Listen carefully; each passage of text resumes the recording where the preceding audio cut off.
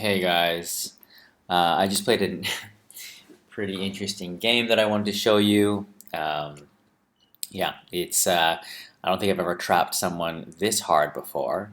So yeah, let me show you. And as usual, pause the video to see what you would take as your first move here. Um, as I mentioned in other videos, um, first move is one of a. It's usually a critical one. Obviously, Splendor is a game of planning. So looking at the board and trying to map out how this game might play out, you can get a sense of that obviously already by the first move, and the first move kind of helps dictate what path you're going to go. So pause that video.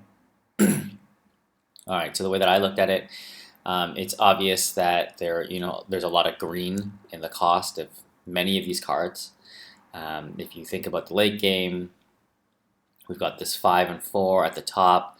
Those are pretty powerful cards, and so setting up for green there is going to lead to some big points in the end.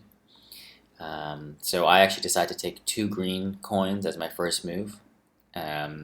This way, depending on how my opponent reacts, my main target will be try to get this 3-pointer. And set up so that I can have that green resource that can potentially play towards all these other green casting costs. But even if my opponent saves that and counters my move, I can still resort to this black card. So my opponent does counter, and so now my plan is to go for that black card, so I save it just in case. And I got pretty lucky because this blue card got opened up here with black as a casting cost, so having this black resource is going to be good for both this red card here. So I'm in a good spot. My opponent, and then we also got lucky because we opened up this green card, which would also be really good for me. So my opponent has to save it. So saving. Taking 2 defensive moves from the get-go is a really dangerous position to be in. These are cards that you're not able to really cast, and so they're basically going to be stuck in your hand. And so as you'll see throughout this game, this is going to be these first few moves are the critical piece as to why I was able to trap him. So yeah, now I'm just going to be focusing on getting this guy out. While simultaneously working to buy this card. So those are my next 2 moves. Play this, buy that. Alright, so I go ahead and save it, just to make sure I can do that.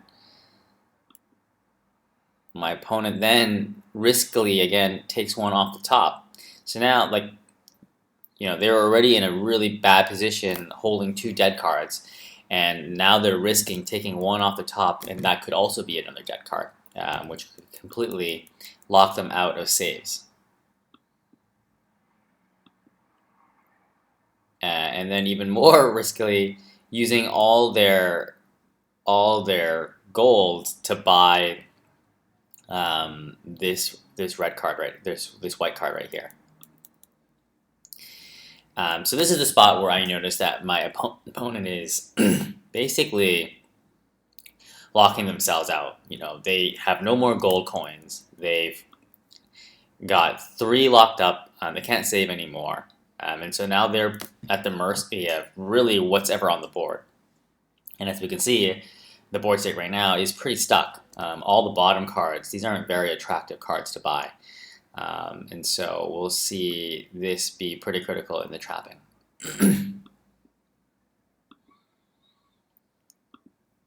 So right now my next move is still just to build this red card, and my strategy is forming because I'm going to get this red, and there's also this red card in the middle. I'm thinking that this sort of top black card is going to be something that will be part of my end game plan. As I start to have a couple red resources, and also this black resource. And because again my opponent is locked out, like I don't have to be worried about saving. I can basically take the strategy that I want.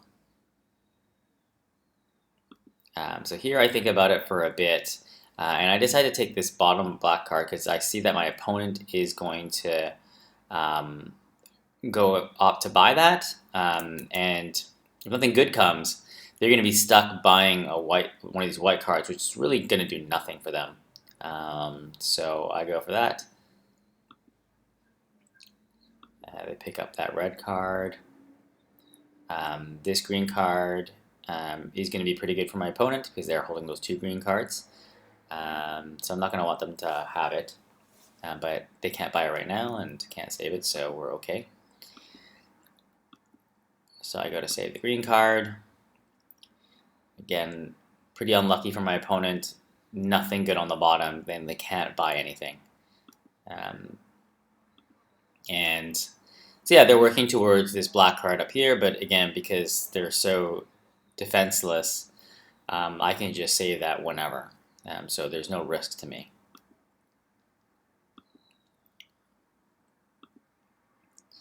Game is moving pretty slow.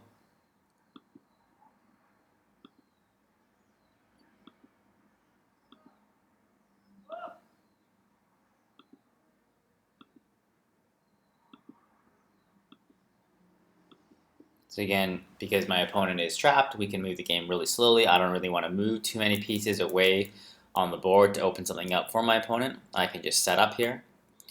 So now that I have this green card, I'm going to try to set up for buying this red card at the top. My opponent, so here's where the trapping begins. I mean, my opponent's going to take 1 white. It's obvious that they're going to try to get this red card, so I'm just going to save it. And then they're going to have to pass. I've never actually seen a pass in the middle of a game like this. That was pretty interesting. So we pick up this green card. Again, we're just kind of moving slowly here. They pick up 1 red here, and again, because they're trapped out, I can just, save the card at the top. And I'm obviously in a pretty dominating position now. I can just straight up buy that red card. We're at 10 points to 2. They're pretty hopeless, still stuck, I guess, with whatever's in hand. I'm guessing whatever's in their hand probably requires double blue or triple blue. So not a good spot for them. And yeah, here is where they resign. So obviously, my opponent kind of put themselves in that position. And so maybe it's more of a lesson about not, trapping yourselves. Your free cards here are super valuable in the game. And especially if your opponent knows how to take advantage of you being in a trapped position or a stuck position, it's something that you really want to avoid, especially in the beginning of the game. So as we remember, it really started at the beginning of the game where my opponent had to defense 2 cards, cards that they were unlikely to play.